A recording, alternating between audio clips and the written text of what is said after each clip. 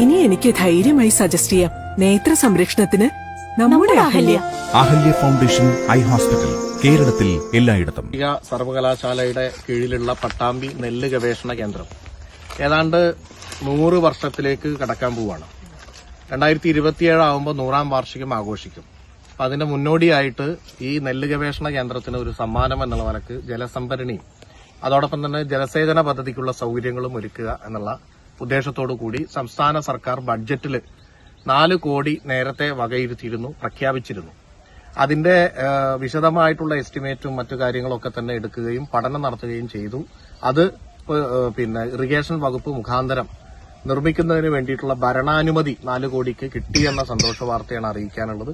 അതിന്റെ സാങ്കേതികാനുമതിക്ക് മുന്നോടിയായി ഇവിടുത്തെ റിസർച്ചേഴ്സ്, അതുപോലെ ഇവിടുത്തെ ADR അടക്കമുള്ള ആളുകൾ, ഗവേഷകരായിട്ടുള്ള ഇവിടുത്തെ സയന്റിസ്റ്റുകൾ, അവരൊക്കെ ആയിട്ട് ബന്ധപ്പെട്ട് ഇതിന്റെ ചർച്ചകൾ ചെയ്തുകൊണ്ട് കേരള ഇറിഗേഷൻ ഇൻഫ്രാസ്ട്രക്ചർ ഡെവലപ്മെന്റ് കോർപ്പറേഷന്റെ നേതൃത്വത്തിലാണ് നിർമ്മാണം നടക്കുന്നത്. അപ്പോൾ അതുമായി ബന്ധപ്പെട്ട് അതിന്റെ ജനറൽ മാനേജർ അടക്കമുള്ളവരാണ് ഇവിടെ വിസിറ്റ് ചെയ്തിട്ടുള്ളത്.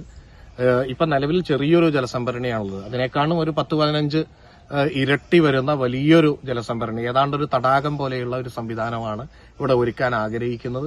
ഇത് ഇവിടുത്തെ റിസർച്ചിനും അതുപോലെ തന്നെ ഇവിടുത്തെ കൃഷിക്കും മാത്രമല്ല പ്രയോജനം ചെയ്യുക. ഈ ജലസംഭരണി വന്നു കഴിഞ്ഞാൽ പട്ടാമ്പിയിലെ പരിസര പ്രദേശത്തൊക്കെ തന്നെ ഗ്രൌണ്ട് വാട്ടർ ലെവൽ കൂടി കൂടും എന്നുള്ളതാണ് ഇതിന്റെ പ്രത്യേകത. അപ്പൊ അതുമായി ബന്ധപ്പെട്ടുള്ള നിർമ്മാണം ആരംഭിക്കുന്നതിന് മുന്നോടിയായി TSM ടെൻഡറും വിളിക്കുന്നതിന് മുന്നോടിയാണ് വിശദമായിട്ടുള്ള ഇതിന്റെ മറ്റു കാര്യങ്ങൾ ചർച്ച ചെയ്യാൻ വേണ്ടിയാണ് ഇന്നിവിടെ വന്നത്. എന്തായിരുന്നാലും ഏറ്റവും സന്തോഷമുള്ള കാര്യമാണ് നെല്ല് ഗവേഷണ കേന്ദ്രം ലോകപ്രസിദ്ധമായിട്ടുള്ള ഒരു സ്ഥാപനമാണ്. ആ സ്ഥാപനത്തിന്റെ നമുക്കറിയാം റിസർച്ചിന് ആവശ്യമുള്ള, അതുപോലെ വിത്തുൽപാദനത്തിന് ആവശ്യമുള്ള കൃഷി ഒരു വിള കഴിഞ്ഞാൽ പലപ്പോഴും വെള്ളത്തിന് വലിയ ബുദ്ധിമുട്ടുണ്ടാവുന്നതാണ്. അത് പൂർണ്ണമായിട്ട് ഇത് യാഥാർത്ഥ്യമാകുന്നതോടുകൂടി പരിഹരിക്കാൻ കഴിയും.